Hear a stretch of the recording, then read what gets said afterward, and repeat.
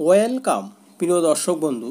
বাড়িতে এভাবে কলমি শাক চাষ করে নিয়মিতভাবে সবজি পাওয়া যায়। আমি কিভাবে কলমি শাক চাষ করেছি সেটা আপনাদের শেয়ার করব। চলুন দেখা যাক ভিডিওটি। এগুলো কলমি শাকের বীজ। এই বীজগুলো আমি 12 ঘন্টা জলে ভিজিয়ে রেখেছিলাম। আগের দিন রাত্রে জলে ভিজিয়ে রেখে পরের দিন সকালে এই বীজগুলো বপন করছি। মাটিটা আমি আগের থেকে রেডি করে নিয়েছি। সাধারণ বালি মাটির সঙ্গে গোবর সার ও সর্ষের খোল গুঁড়ো এই দুটো সার ব্যবহার করেছি। পট হিসেবে প্লাস্টিকের বালতি নিয়েছি। এগুলো 8 লিটারের বালতি। আমি এবার বীজগুলো ছড়িয়ে দিচ্ছি। সমানভাবে সব দিকে বীজগুলো ছড়িয়ে দিতে হবে, বেশি ঘন ছড়ালে হবে না। আমি এখানে 3টি বালতিতে কলমি শাকের বীজ বপন করেছি। এবার বীজের উপর একই ধরনের মাটি ছড়িয়ে দেব। খুব অল্প পরিমাণে একটা লেয়ার তৈরি করে দিতে হবে, বেশি মাটি চাপা দেওয়া যাবে না। এবার জল দিয়ে মাটিটা ভিজিয়ে দেব। মাটির উপরে 1 ইঞ্চি মতো মাটি ভিজে যায় এরকম জল দিতে হবে। 2-3 দিনের জন্য ছায়ায় রেখে দেব। 3 দিন পর বীজ থেকে চারা বের হতে শুরু করেছে। এই সময় খুব অল্প পরিমাণে জল দিতে হবে, স্প্রে করে জল দিতে হবে। বেশি জল দিলে অনেক সময় বীজ পচে যায়। এটা 7 দিন পর চারাগুলো আরও একটু বড় হয়ে উঠেছে। বীজের খোসাগুলো অনেক সময় পাতাকে আটকে দেয়, এভাবে খোসাগুলো ছাড়িয়ে দেওয়া যেতে পারে। সমান হারে দেখুন প্রত্যেক পাত্রে সমানভাবে চারা গুঁড়ো করেছে।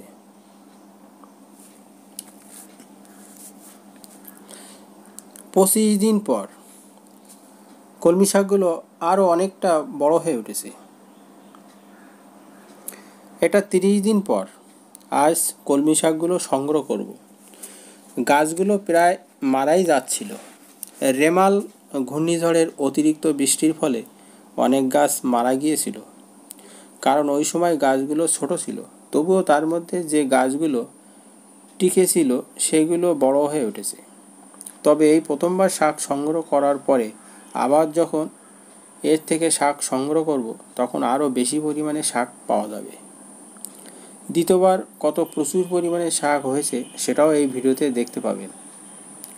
কলমি শাক জল ও স্থল উভয় পরিবেশে সারভাইভ করে।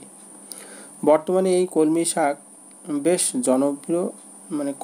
চাষ বেশ জনপ্রিয় হয়ে উঠেছে, কারণ খুবই অল্প সময়ের মধ্যে হারভেস্ট করা যায়। আবার একবার চাষ করার পর বহুদিন ধরে শাক পাওয়া যায়। দেখুন এই শাকগুলো আমি এখান থেকে পেয়েছি। এখানে 3টে পাত্রের সবগুলো শাক আমি কেটে নিয়েছি।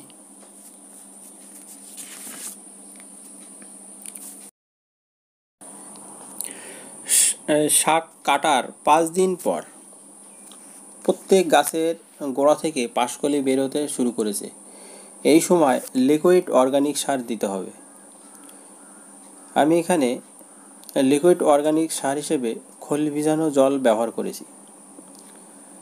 5-6 দিন সর্ষের খোল জলে ভিজিয়ে রাখার পর জলের সঙ্গে অল্প পরিমাণে মিশিয়ে দিতে হবে। সপ্তাহে 1-2 দিন নিয়মিতভাবে দিয়ে যেতে হবে।